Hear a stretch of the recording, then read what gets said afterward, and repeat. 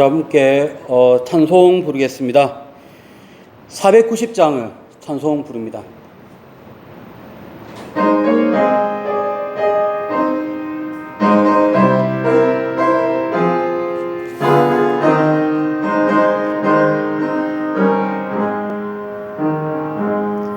주여 지난 밤 내 꿈에 배었으니 그 꿈이 이루어 주옵소서. 밤과 아침에 계시로 보여주사 항상 은혜를 주옵소서. 나의 놀라운 꿈 정녕 남이 끼는 장차 큰 은혜 받을 편이 나의 놀라운 꿈 정녕 이루어져 주님 얼굴을 배우리라. 마음 괴롭고 아파서 낙심될 때 내게 소망을 주셨으며 내가 영광의 주님을 바라보니 앞이 환하게 보이도다. 나의 놀라운 꿈 정녕 남이 끼는 장차 큰 은혜 받을 편이 나의 놀라운 꿈 정녕 이루어져 주님 얼굴을 배우리라. 세상 풍조는 나날이 변하여도 나는 내 믿음 지키리니. 인생 살다가 죽음이 꿈 같으나 오직 내 꿈은 참되리라. 나의 놀라운 꿈 정녕 남이 끼는 장차 큰 은혜 받을 편이 나의 놀라운 꿈 정녕 이루어져 주님 얼굴을 배우리라. 자, 오늘 이 시간 예배를 위해서 합심으로 기도를 드리겠습니다. 예배에 주께서 함께하여 주시고 특별히 말씀으로 은혜 받는 시간 되게 해달라고 다 함께 합심으로 기도를 드리겠습니다. 은혜와 사랑이 풍성하신 하나님 아버지 감사합니다. 오늘 이 수요일 예배를 맞이하여 이 수요일날 주님께 나와왔으니 감사합니다. 예배 가운데 주님께 영광 돌리며 이 예배를 통해서 하나님을 만나고 하나님의 뜻을 깨닫는 시간 되게 주옵소서. 말씀을 통해서 우리가 도전받기를 원합니다. 그 말씀이 우리의 심령을 새롭게 하며 결단하며 주님을 바라보는 다짐이 있는 복된 시간이 되게 하여 주옵소서. 사도신경으로 신앙을 고백하겠습니다. 전능하사 천지를 만드신 하나님 아버지를 내가 믿사오며 그 외아들 우리 주 예수 그리스도를 믿사오니 이는 성령으로 잉태하사 동정녀 마리아에게 나시고 본디오 빌라도에게 고난을 받으사 십자가에 못 박혀 죽으시고 장사한 지 사흘 만에 죽은 자 가운데서 다시 살아나시며 하늘로 오르사 전능하신 하나님 우편에 앉아 계시다가 저리로서 산자와 죽은 자를 심판하러 오시리라. 성령을 믿사오며 거룩한 공예와 성도가 서로 교통하는 것과 죄를 사하여 주시는 것과 몸이 다시 사는 것과 영원히 사는 것을 믿사옵나이다. 아멘. 찬송가 492장을 부르겠습니다.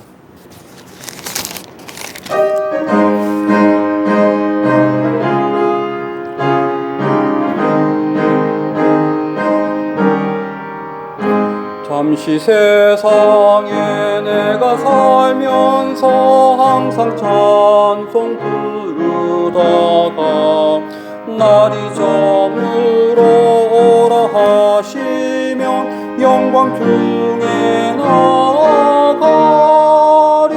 열린 천국문 내가 들어가 세상 짐을 내려놓고 빛난 면류관 받아 쓰고서 주와 함께 살리.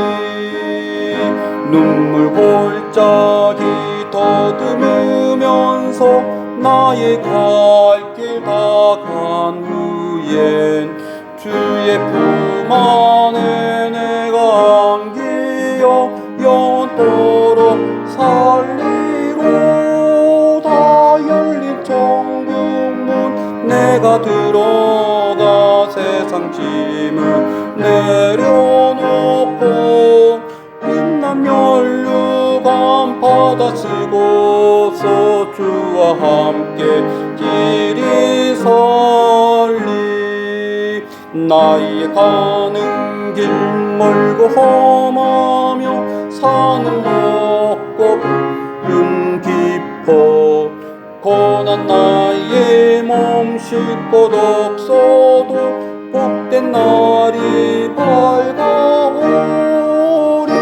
열린 천국문 내가 들어가 세상 짐을 내려놓고 빛난 면류관 받아 쓰고서 주와 함께 길이 설리.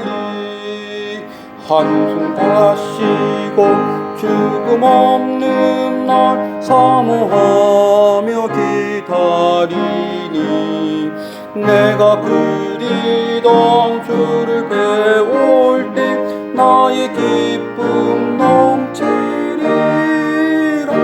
열린 천국문 내가 들어가 세상 짐을 내려놓고 빛난 면류관 받아 쓰고서 주와 함께 길이 설리. 우리 함께 말씀을 보겠습니다. 이사야서 말씀을 보겠습니다. 이사야서 16장 말씀을 보겠습니다. 이사야서 16장 5절입니다. 자, 이사야서 16장 5절부터 8절까지의 말씀인데 이 네 개의 구절을 다 같이 합독을 하겠습니다. 다윗의 장막에 인자함으로 왕위가 굳게 설 것이요 그 위에 앉을 자는 충신함으로 판결하며 정의를 구하며 공의를 신속히 행하리라. 우리가 모압의 교만을 들었나니 심히 교만하도다. 그가 거만하며 교만하며 분노함도 들었거니와 그의 자랑이 헛되도다. 그러므로 모압이 모압을 위하여 통곡하되 다 통곡하며 길 하레셋 건포도 떡을 위하여 그들이 슬퍼 심히 근심하리니 이는 헤스본의 밭과 신마의 포도나무가 말랐음이라. 전에는 그 가지가 야셀에 미쳐 광야에 이르고 그 싹이 자라서 바다를 건넜더니 이제 열국의 주권자들이 그 좋은 가지를 꺾었도다. 아멘. 이사야서 16장 이 한 장의 전체 흐름을 보면 모압의 심판에 대한 메시지입니다. 그런데 특이하게 그 한가운데에 다윗의 통치 스타일을 언급을 하고 있습니다. 그래서 우리는 이 모압의 심판의 메시지에 왜 특이하게도 다윗의 통치 스타일을 넣었는지 묵상을 하겠습니다. 그리고 이를 통해서 우리는 어떤 신앙 자세를 가져야 하는지를 나누겠습니다. 먼저 우리가 볼 것이 모압의 통치 스타일입니다. 모압은 어떠한 스타일로 통치했는가? 그것은 첫 번째예요. 교만함으로 통치했습니다.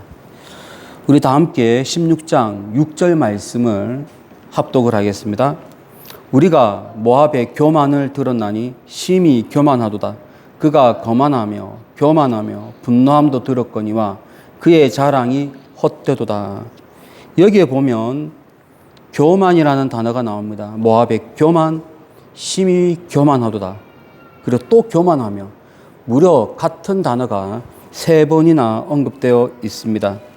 이 교만이라는 말은 스스로 높이는 것을 말합니다. 여기는 모압이 스스로 엄청나게 교만했는데, 이 교만함의 원인이 있어요. 모압이 왜 이렇게 교만하게 되었느냐? 그것은 경제적으로 부유했기 때문이에요. 우리 함께 7절 말씀을 보면 7절 말씀이에요. 제가 읽겠습니다. 그러므로 모압이 모압을 위하여 통곡하되 다 통곡하며 길하레셋 건포도 떡을 위하여 그들이 슬퍼한다. 이제 이 말씀은 무슨 말씀이냐면, 하나님이 모압의 교만 때문에 그들을 쳤어요. 그들을 칠 때에 그들이 갖고 있는 경제적인 것을 쳤습니다. 그 중에 하나가 길하레셋 건포도라고 이야기합니다. 자, 이번에는 8절입니다. 8절도 제가 한번 보겠습니다. 이는 헤스본의 밭과 신마의 포도나무가 말랐습니다. 자, 이것도 역시 마찬가지예요. 헤스본의 밭과 신마의 포도나무가 원래는 번창했어요. 길하레셋의 건포도도 되게 풍성하게 있었어요. 헤스본의 밭도 풍성하게 있었어요. 신마의 포도나무도 풍성하게 있었어요. 이것이 그들이 교만하게 된 원인입니다. 그래서 하나님이 모압의 교만을 칠 때에 그 교만의 원인이 되는 경제적인 부분을 친 겁니다. 그리고 또 특별히 이 도시들이 길하레셋, 헤스본, 신마. 자, 우리는 이러한 지명들이 주로 이스라엘 쪽으로 관심이 많이 있기 때문에 길하레셋이 어디에 있는지, 헤스본이 어디에 있는지, 신마가 어디 있는지 관심이 없는데, 이 도시들은 어떤 도시냐면 왕의 대로라고 하는 곳이 있어요.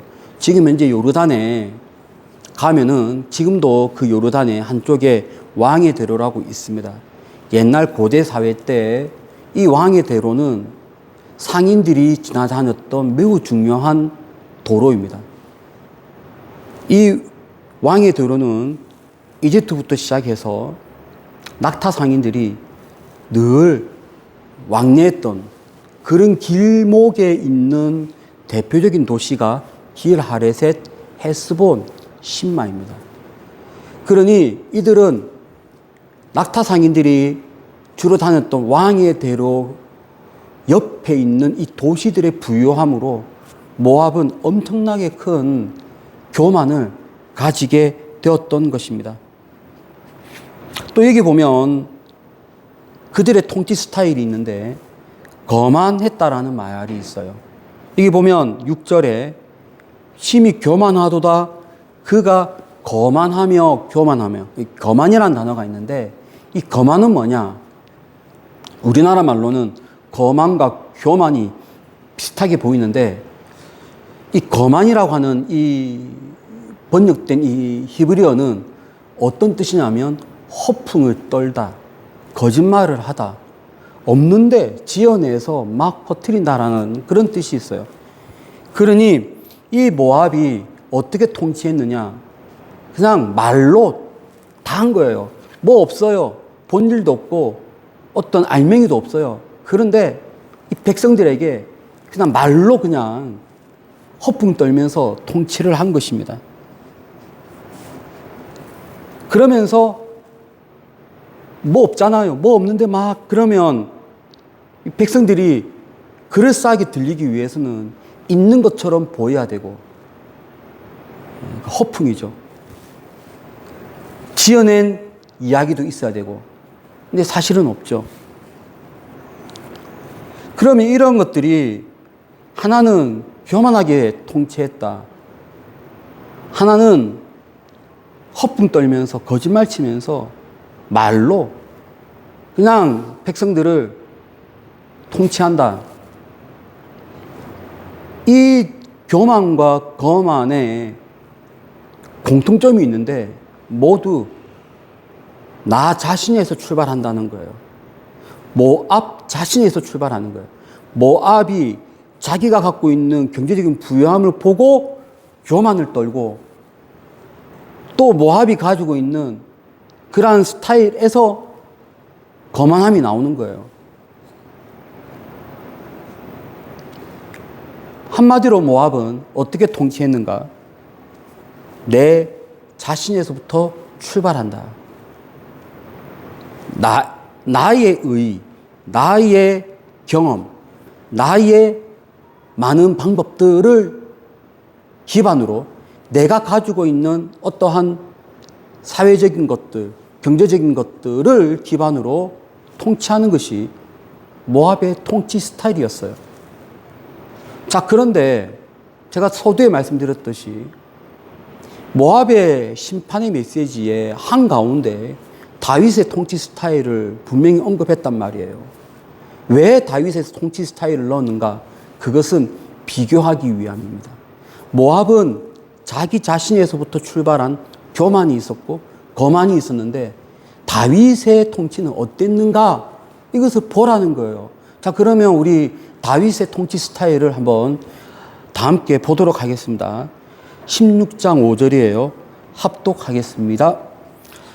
다윗의 장막에 인자함으로 왕위가 굳게 설 것이요 그 위에 앉을 자는 충실함으로 판결하며 정의를 구하며 공의를 신속히 행하리라. 다윗의 통치 스타일은 어땠는가? 한마디로 하나님에게서 출발한다는 거예요. 여기 전부 다 언급되어 있는 인자함으로 왕위가 굳게 설 것이고 충실함으로 판결하고 정의를 구하며 공의를 행한다라고 하는 이 모든 단어들은 그 출발점이 하나님이에요. 여기에서는 하나님이라는 단어가 없지만 지금까지 이사야서 1장부터 지금까지 맥락을 보면 여기 있는 모든 공의와 모든 정의는 하나님의 공의이고 하나님의 공의인 거예요. 하나님의 충실함이에요. 하나님의 인자함이에요. 하나님의 인자함으로 나라를 다스렸고 하나님의 정의로 나라를 통치하였고요. 하나님의 공의를 행한 그 대표적인 국가가 유다였고 다윗이었습니다. 여기 보면 충실한 단어가 있죠. 여러분, 이 충실함으로 판결하며 할 때 이 충실함이 우리가 알고 있는 단어입니다. 아멘. 아멘이랑 똑같은 어근 에메트. 아멘이에요. 아멘의 뜻이 굳건히 믿습니다. 확고합니다. 100% 신뢰합니다. 그런 뜻인데 똑같아요. 여기 있는 충실함도 내가 100% 신뢰합니다. 100% 의지합니다. 100% 확고합니다. 누구에게? 하나님에게. 그러니까 하나님의 확고함으로 그는 판결을 했다는 거예요. 여기 보면 정의도 있고 공의도 있는데 일단 여기서는 공의만 설명해도 공의가 무엇이냐? 하나님의 판단이에요. 하나님의 뜻대로 판결하는 거예요. 하나님의 질서로 세상을 보는 것을 공의라고 이야기합니다.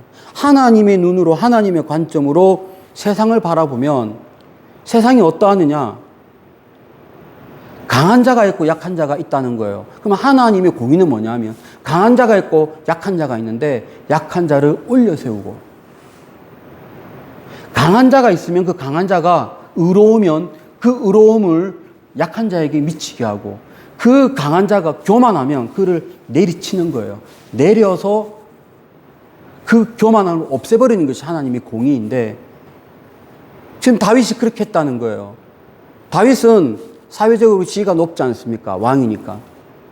근데 하나님은 이 다윗의 왕됨을 하나님이 인도하였고 하나님은 그를 신뢰하였으므로 하나님은 그의 공의, 그가 갖고 있는 공의를 사용을 하는 거예요. 그래서 그의 공의를 세상으로 내리게 하여서 약자가 보호받게 하는 겁니다. 사회적으로 소외받는 사람을 돌보고 인도하고 하나님이 원하는 그 위치까지 오르게 하는 그 역할을 누가 했다고요? 다윗이 했다는 거예요. 그런 점에서 다윗의 통치 스타일은 공의를 신속하게 행했다라고 말씀하고 있습니다. 자, 우리 여기에서 볼 수 있는 것은요, 우리가 때로는 교만할 수 있어요. 왜? 내가 가지고 있는 경제적인 기반 때문에. 때로는 내가 교만할 수 있어요. 왜? 내가 가지고 있는 학력 때문에. 때로는 내가 교만할 수 있어요. 왜? 사회적 지위 때문에. 그런데 하나님은 그 교만을 원치 않으십니다. 하나님은 누구를 바라보라고 얘기하냐면 다윗의 통치 스타일을 바라보라고 말씀하고 있어요. 그러니까 우리는 바로 깨달아야 돼요. 내가 어쩔 수 없이 때로는 내가 나도 모르게 때로는 내가 갖고 있는 이 죄성으로 교만을 좀 떨었다 할지라도 바로 우리가 이 말씀대로 다윗의 통치 스타일을 바라보고 더 이상 교만하지 말고 오히려 하나님의 공의를 이 땅에 실현하도록, 이 땅에 많은 약자들이 있고 소외된 사람들이 있으니까 그들을 돌봐주고 하나님의 판결, 하나님의 말씀을 전적으로 의지하고 그 판결 그대로 이 땅을 실현하려고 하는 그런 질서 구현, 이러한 것이 우리 안에 있어야 될 것입니다. 우리가 거창하게 법을 만드는 사람들은 아니니까 우리가 있는 위치에서 때로는 가정이 될 수 있고요. 때로는 회사가 될 수 있잖아요. 때로는 학교도 될 수 있고 그러한 곳에서 하나님의 판결, 하나님의 공의를 실현하는 그러한 여러분이 되시기를 축복을 드립니다. 자, 또 우리 여기에 보면 모압의 통치 스타일이 하나가 더 나와요. 그것은 6절에 있는데 분노함이라는 단어가 있어요. 이거 보면 그가 교만하였다, 그가 거만하였다, 그가 분노하였다. 내가 분노함도 들었거니와 할 때 이 분노가 있어요. 이 분노가 뭐냐? 뭐 화내는 거지 않습니까? 근데 화내는 것인데 좀 특이해요. 여기 이 분노하다라고 하는 이 단어를 히브리어로 보면 주로 하나님과 함께 사용된 단어를 사용합니다. 왜? 하나님이 진노하셨다, 하나님이 노하셨다 할 때 쓰는 단어가 있어요. 그 아르바라고 하는 단어인데 그 아르바라고 하는 단어를 여기 넣었어요. 그러니까 지금 뭐냐면 모압이 화를 냈는데 어떠한 위치에서 화를 냈느냐? 마치 하나님이 화를 내듯이 그가 화를 냈다는 거예요. 하나님이 진노하듯이 마치 자기가 하나님 위치에서 진노했다는 거예요. 무슨 말씀을 드리고 싶냐면 여기에 이 분노함이라는 이 단어를 통해서 모압이 하나님 위치에 가 있는 거예요. 하나님만이 행할 수 있는 행위들, 하나님만이 행할 수 있는 판단들, 그것을 모압이 하나님 위치에 올라가서서 판단하니까 때로는 자기 마음이 안 되니까 하나님이 원래 진노해야 되는 그러한 진노를 자기가 따라서 진노했다는 거죠. 분노함 자체도 죄악이지만 하나님 위치에 올라가 있는 것도 여기서는 죄악인 것입니다. 그에 비해서 다윗의 통치 스타일은 어땠나요? 다시 한 번 더 우리 16장 5절을 보면, 자, 우리 보세요. 모압은 분노함으로, 교만함이죠. 교만함으로 분노를 했는데 다윗은 어떻게 통치했는지 한번 보겠습니다. 우리 제일 첫 구절만, 그러니까 5절의 첫 문장만 읽어보겠습니다. 시작. 다윗의 장막에 인자함으로 왕위가 굳게 설 것이요. 다윗은 어떻게 통치했나요? 인자함으로. 근데 이 인자함이 다윗의 인자함이 아닙니다. 하나님의 인자함입니다. 하나님의 헤세드. 여러분 헤세드는 많이 들어보셨죠? 인자, 인애라고 번역할 수 있는 이 헤세드, 하나님의 헤세드를 받은 사람은 하나님의 헤세드를 베푸는 것이 당연한 것이라고 성경은 말하고 있는데 다윗은 하나님의 헤세드를 베푼 거예요. 누구에게요? 이 사회 통치 스타일에. 반면에 모압은 어떻게 했나요? 자기 마음에 안 든다고 막 분노하고 막 진노 내리고 막 벌 내리고. 그런데 이 다윗은 인자함으로 통치했다는 거예요. 그래서 지금 모압의 심판 메시지에 다윗과 모압 스타일을 서로 비교를 하고 있는 것입니다. 자, 그렇다면 오늘 우리는 이 말씀을 접하면서 어떤 신앙 자세를 가져야 할까요? 자, 그것은 16장 5절에 우리에게 그 답을 던지고 있습니다. 이번에는 5절 전체를 다 함께 합독을 하겠습니다. 다윗의 장막에 인자함으로 왕위가 굳게 설 것이요 그 위에 앉을 자는 충실함으로 판결하며 정의를 구하며 공의를 신속히 행하리라. 우리는 어떻게 신앙 자세를 가져야 될까요? 인자함이 있어야 되고요, 충실함이 있어야 되고 공의가 있어야 되는데 이 모든 단어들은 어디에서 출발한다고요? 하나님에게서 출발하는 거예요. 나의 인자함이 아닙니다, 여러분. 하나님의 인자함을 내가 베푸는 거예요. 하나님의 판결을 내가 판결하는 거예요. 그렇다면 우리가 이 말씀을 통해서 가져야 될 첫 번째 메시지는 항상 하나님 중심이 되어야 한다는 거예요. 하나님이 출발점이 되어야 됩니다. 하나님의 인자함을 내가 알아서 하나님의 인자함을 사람들에게 베푸는 것이고, 하나님의 공의와 하나님의 정의를 내가 알고 하나님의 정의와 하나님의 공의를 내가 이 땅에 베푸는 거예요. 첫 번째는요, 우리가 하나님으로부터 출발해야 됩니다. 모든 것은 하나님 안에 있어야 돼요. 또 우리가 이 말씀을 통해서 배울 수 있는 두 번째는 뭐냐면 항상 예수 그리스도 안에 있어야 됩니다. 왜냐하면은 이 인자함의 완전한 분으로 이 땅에 오신 분이 바로 예수 그리스도이기 때문이에요. 요한복음 1장에 보면 예수님은 은혜와 진리가 충만하더라. 즉 하나님의 헤세드가 충만한 거예요.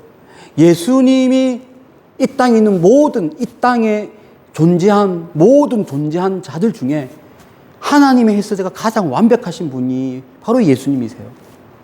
그 예수님이 하나님의 인자함을 이 땅에 베풀기 위해서 왔습니다. 그렇다면 우리가 예수 안에 있는단 말은 무슨 말이냐면 예수님이 잘 믿으면 믿을수록 그 예수님의 그 성품, 예수님의 그 인자한 성품, 예수님이 은혜를 베풀고자 하는 그 성품이 나에게 녹아서 들어오는 겁니다. 그래서 우리는 예수 안에 있어야 되는 거예요. 그뿐만이 아닙니다. 여기 보면 마태복음 12장도 그렇고요, 누가복음 4장에도 그렇고요, 예수님이 이 땅에 오신 목적이 있어요. 그것은 이방의 정의를 알게 하기 위해서. 누가복음에는 가난한 자에게 복음이 전파되어지며 눌린 자에게 자유케 하기 위해서 예수님이 오신 거예요. 무슨 말이에요? 공의를 베푸는 거예요. 예수님이 이 땅에 오신 목적은 공의를 신속히 행하기 위해서 이 땅에 오셨어요. 그렇다면 내가 예수님을 잘 믿으면 믿을수록 어떤 일이 생기느냐? 그 예수님의 공의가 나에게도 점점 들어온다는 거예요. 그래서 예수님을 잘 믿으면 믿을수록 나도 이 땅에서 공의를 그렇게 행하게 되는 것입니다. 우리는 어떤 신앙 자세를 가져야 될까요? 첫 번째, 하나님 안에 있어야 됩니다. 그리고 우리는 예수 그리스도 안에 있어야 됩니다.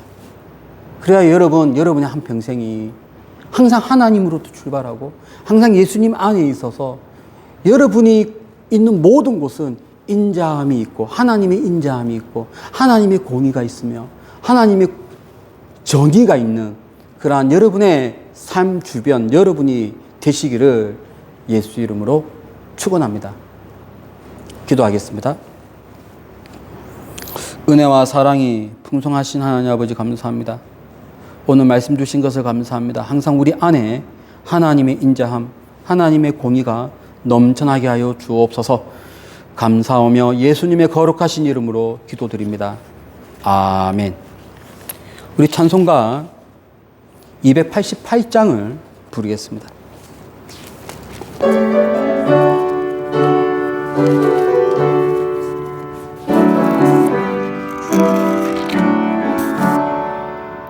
예수를 나의 구주 삼고 성령과 피 비로소 거듭나니 이 세상에서 내 영혼이 하늘의 영광 누리도다.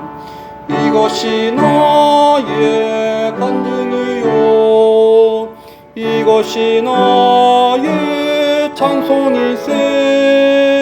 나 사는 동안 끊임없이 구주를 찬송하리로다. 온전히 주께 맡긴 내 영 사랑의 음성을 듣는 중에 천사들 왕래하는 것과 하늘의 영광 보리로다. 이것이 나의 간증이요 이것이 나의 찬송일세. 나 사는 동안 끊임없이 구주를 찬송하리로다. 주 안에 기쁨 누림으로 마음의 풍랑이 잔잔하니 세상과 나는 간 곳 없고 구속한 주만 보이도다. 이것이 나의 간증이요 이것이 나의 찬송일세. 나 사는 동안 끊임없이 구주를 찬송하리로다.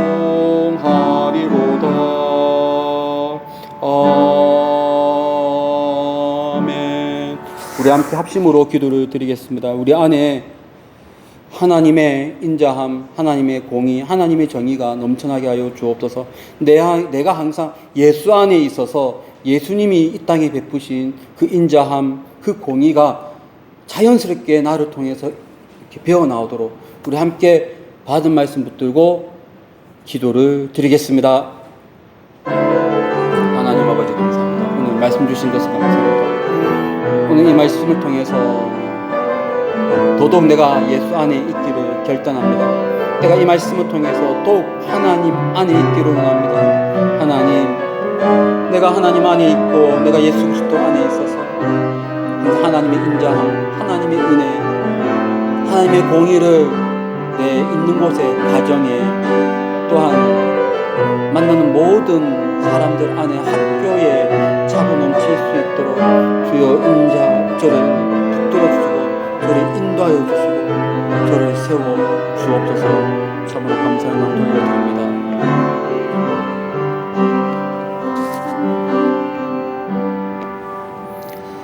이제는 예수 그리스도의 은혜와 하나님의 크신 사랑하심과 성령님의 감화감동 충만한 그 역사가 항상 예수 그리스도 안에 있어서 하나님의 인자함, 하나님의 공의를 베풀기를 소망하는 여기 있는 주의 사랑하는 자녀들과 이들의 가정 위에 지금부터 영원토록 함께 있을지어다.